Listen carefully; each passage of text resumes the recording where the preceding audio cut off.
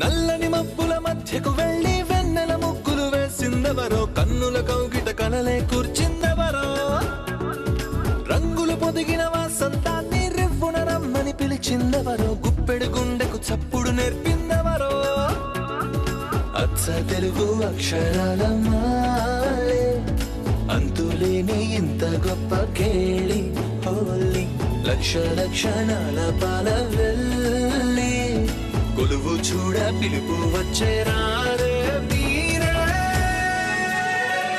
నింగికి నేలకు మధ్యన జరిగే వైభోగాన్ని చూతము రండి, సిరితో శ్రీహరి అడుగులు కూడా వేళ, ఈ కళ్యాణపు వైభోగానికి కొత్తగా పేరేం పెడదామండి, ముల్లోకాలకు కబురే పెట్టండర్రా.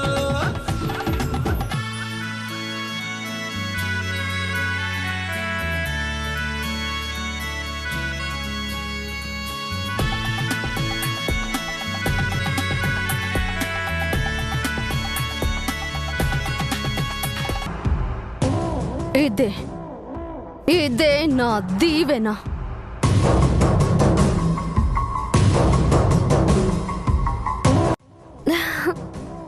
నీ నుంచి ఇంతకంటే మంచి దీవెన వస్తుందని నేను అనుకోలేదు. నేనేమీ హట్ కాలేదు. మంచి వారి మాట హృదయంలోంచి వస్తుంది, చెడ్డవారి హృదయం నోట్లో ఉంటుంది. Anyway, thank you. Bye.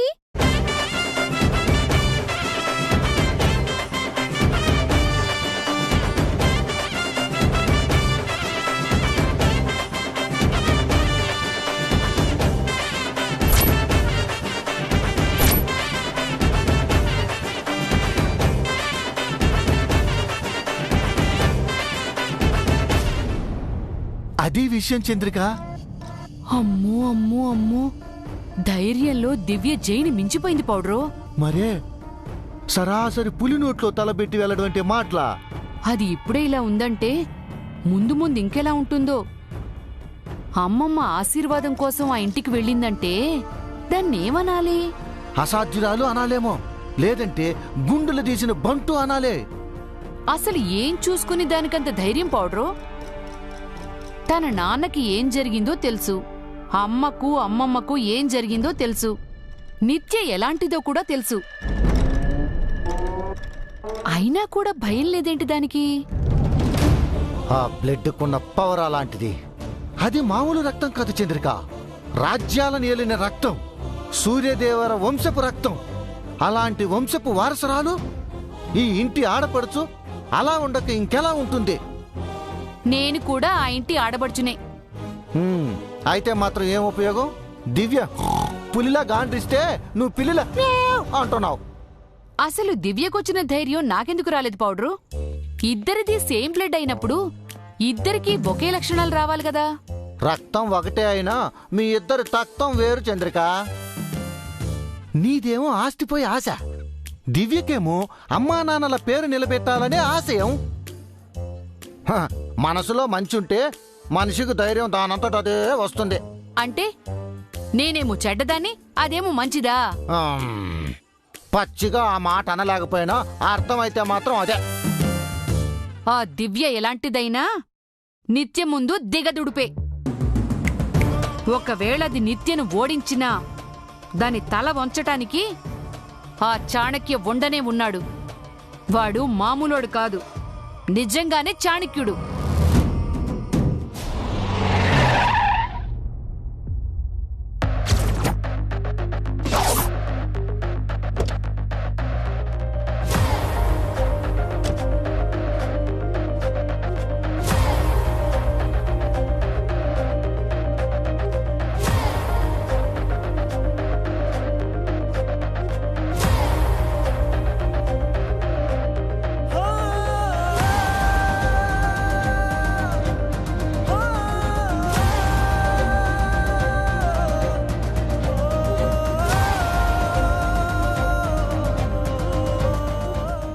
Good morning madam. Madam good morning madam.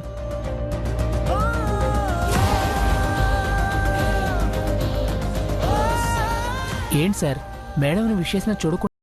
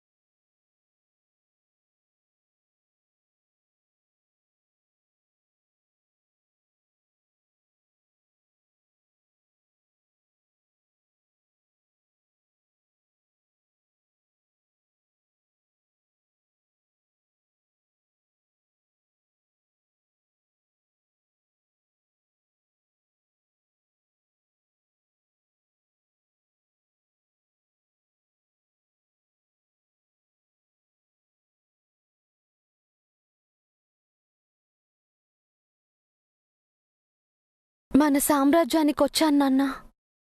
ఏ సింహాసనంపై కూర్చోబోతున్నాను.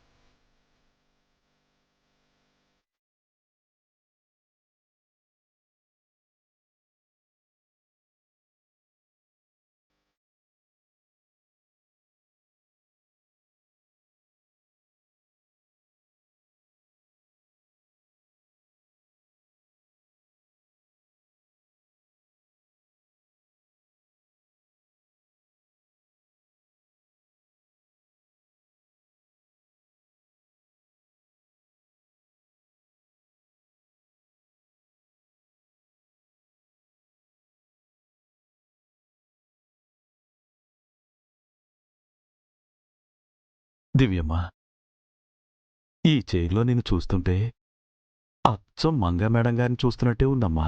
నాకైతే నాన్న ఒళ్ళో కూర్చున్నట్టుంది అంకుల్. అవునమ్మా, జైసార్ కష్టపడి సంపాదించిన సింహాసనం ఇది. ఆయన తెలివితేటలతో విస్తరించిన సామ్రాజ్యం ఇది. అవునంకుల్,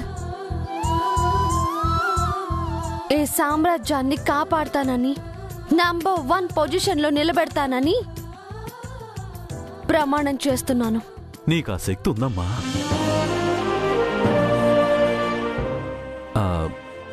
ఇందాక స్టాఫ్ని పలకరించకుండా వచ్చావేంటమ్మా? ఆగి కాస్త వాళ్ళతో మాట్లాడొచ్చుంటే బాగుండేది. నాకంత టైం లేదు అంకుల్.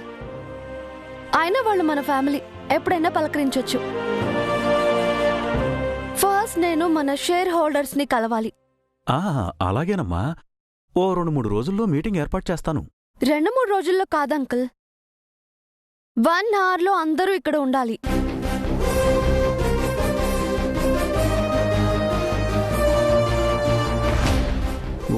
వన్ అవర్లోనా?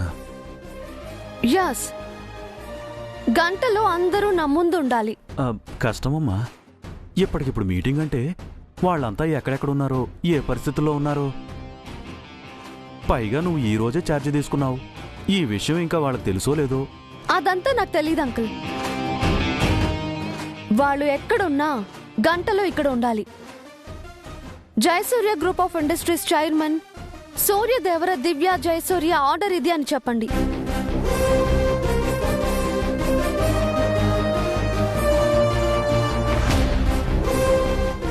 ఏ షేర్ హోల్డర్ రాకపోయినా మన కంపెనీ నుంచి వాళ్ళ షేర్స్ విత్డ్రా చేయబడతాయని చెప్పండి. ఈ కంపెనీలో కొనసాగాలి అంటే ఈ ఫస్ట్ మీటింగ్ కి అటెండ్ అవ్వడం కంపల్సరీ అని చెప్పండి. Do it immediately. Yes madam.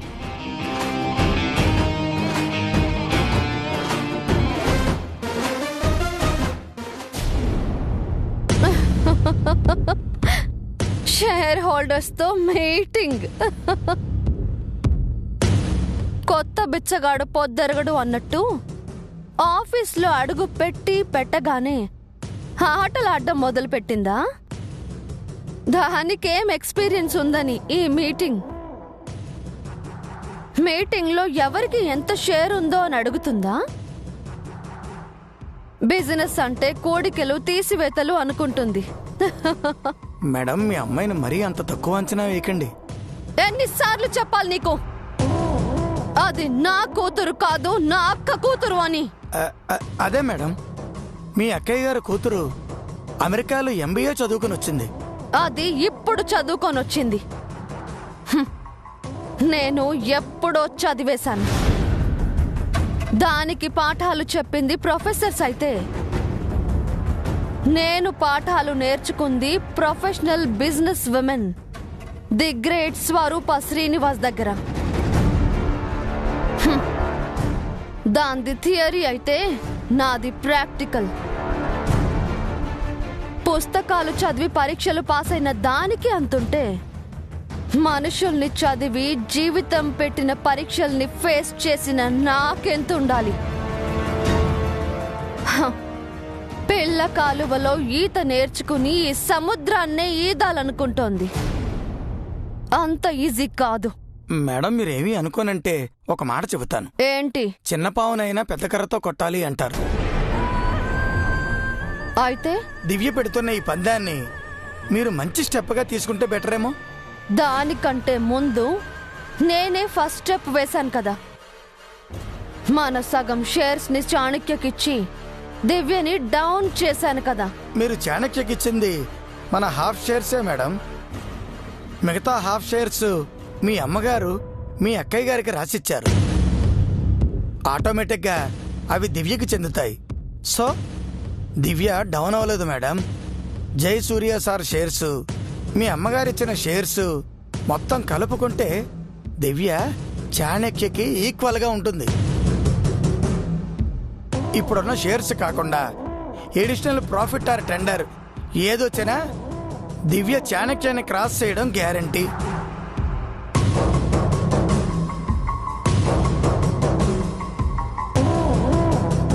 మీరు జోక్గా అన్న షేర్స్ వ్యవహారంలో ఈ కూడికలు తీసివేత్తలే బిజినెస్ మేడం.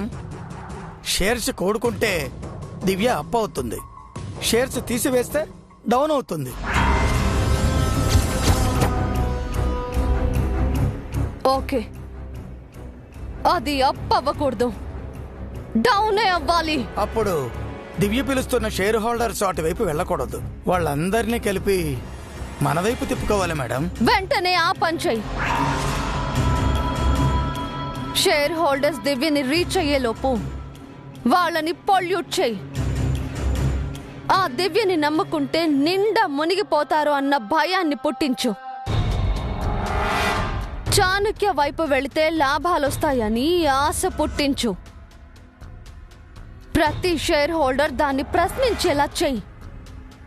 జై గ్రూప్ ఆఫ్ ఇండస్ట్రీస్ కి చైర్మన్ గా ఉండే అర్హత దివ్యకు లేదు అని వాళ్ళు అనుకోవాలి. దివ్యతో అనాలి. ఈ మీటింగ్ దానికొక పీడకల కావాలి. 1 అవర్లో ఇదంతా జరిగే పనేనా మేడం? జరగాలి.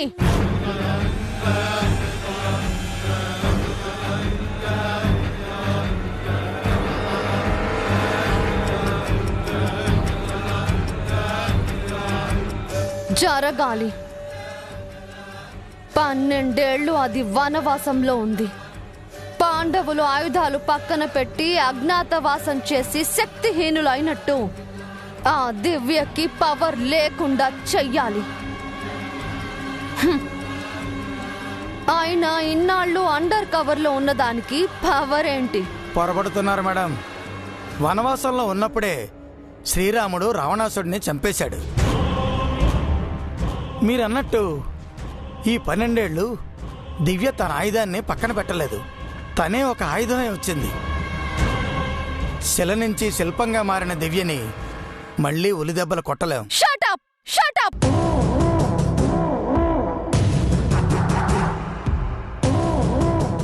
అది విగ్రహంగా ఉంటేనే కదా సమస్య. ఎంత శిల్పమైనా విరగొడితే అది శిలే. దాన్ని ఉలితో కాదు, సమ్మెటతో కొట్టాలి. వెళ్ళి ఆ పని చెయ్యి. ఏ ఒక్క షేర్ హోల్డర్ దానితో షేక్ హ్యాండ్ ఇవ్వకూడదు. ఫస్ట్ డేనే అది ఫెయిల్ అవ్వాలి. Go. Okay madam.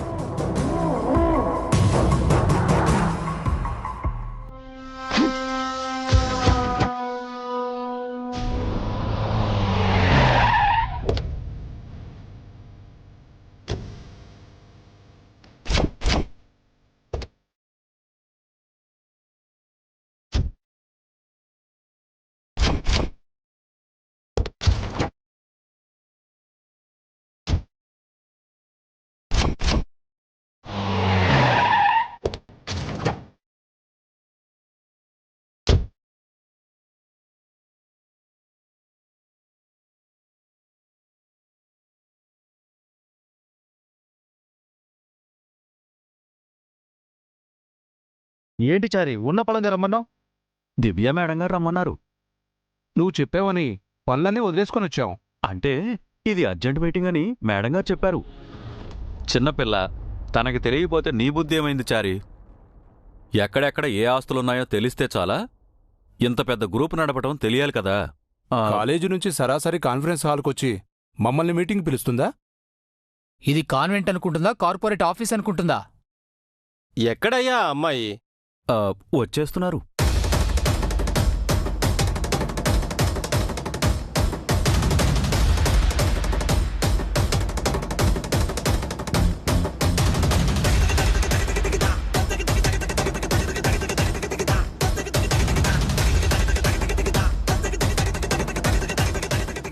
Please be seated.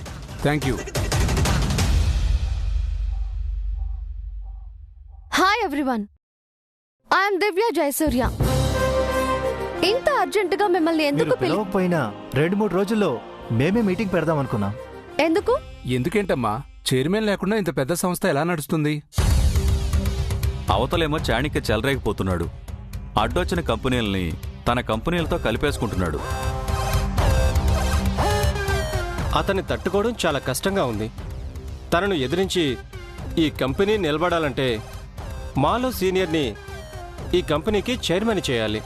Chairman కావాలంటే సీనియారిటీయే కావాలా? మీ వారసత్వాన్ని నమ్ముకొని మా ఫ్యూచర్ని రిస్కులో పెట్టుకోలేం కదమ్మా. బిజినెస్లో చాణక్య తలపండిపోయాడు. మీరేమో ఇప్పుడు చదువు పూర్తి చేసుకొని వచ్చారు. చాణక్య మిమ్మల్ని ఈజీగా మింగేస్తాడు. సో ఇప్పుడు మీరేం చేయాలనుకుంటున్నారు? చాణక్యకు సరెండర్ అవడం తప్ప చేసేదేం లేదమ్మా.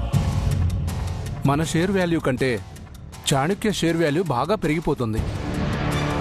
మన షేర్స్ అక్కడ పెడితే లాభాలన్నా వస్తాయి. ఒకటి, మాలో ఒకరిని చైర్మన్ చేయండి, లేదా మా షేర్స్ చాణిక్యకి అమ్మడానికైనా అంగీకరించండి. ఈ పరిస్థితిలో ఇంతకన్నా ఏమీ చేయలేమమ్మా. మీ నాన్నగారి మీదున్న గౌరవంతో చెప్తున్నాం, నిండా మునిగిపోకముందే జాగ్రత్త పడదాం. చిన్నపిల్లవి, అనుభవం కూడా లేదు కాబట్టి మా మాట వినమ్మా. కంపెనీ పరువుని కాపాడుకుందాం. అంతేనా? చెప్పాల్సినవి ఇంకేమైనా ఉన్నాయా?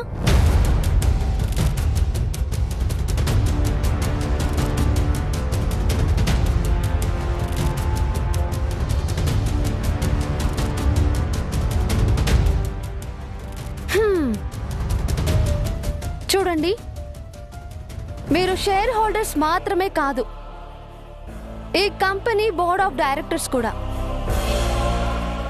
మిమ్మల్ని సూటిగా ఒక క్వశ్చన్ అడుగుతాను, ఆన్సర్ చెప్పండి. 12 ఏళ్లుగా ఈ చైర్ ఖాళీగా ఉన్నా మీరు ఈ కంపెనీని వదిలిపెట్టి ఎందుకు వెళ్ళలేదు?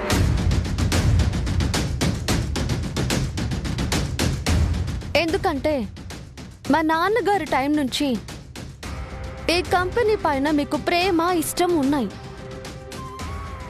ఈ కంపెనీని మీ ఫ్యామిలీలా చూశారు. మీ శరీరంలో ఒక ముఖ్యమైన భాగం అనుకున్నారు. Am I right or wrong?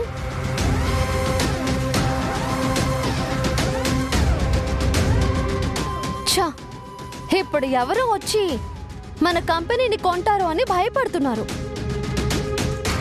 మనం అమ్మకపోతే వాడు ఎలా కొంటాడు? మనం గట్టిగా నో అన్నాము అంటే వాడు మనతో ఎస్ అని ఎలా అనిపించగలడు? చాణక్య గురించి నీకు తెలీదమ్మా. తనకు సెంట్రల్లో పలుకుబడి ఉంది. మనం కంపెనీని అమ్మకపోయినా కొనే కెపాసిటీ తనకుంది. తను ఎస్ అన్నారంటే మనం నో అనలేం. You are wrong. తనకి బలం ఉండొచ్చు, మనకు బలం ఉంది. తనకెంత కెపాసిటీ ఉందో మనకి అంతే కెపాసిటీ ఉంది. మీకు తెలుసో లేదో, ఇప్పుడు చాణక్య కంపెనీ వాల్యూ మన కంపెనీ వాల్యూ ఈక్వల్ గా ఉంది. అది ఈ రోజు వరకేనమ్మా. రేపో టెండర్ ఉంది, వెరీ ప్రెస్టీజియస్ టెండర్. ఆ టెండర్ ఎలాగైనా చాణక్యకే వెళుతుంది. అప్పుడు మనకంటే తనే ముందంజలో ఉంటాడు. దాదాపు నంబర్ 1 పొజిషన్. ఆ తర్వాత మనం అతను ఆపలేం.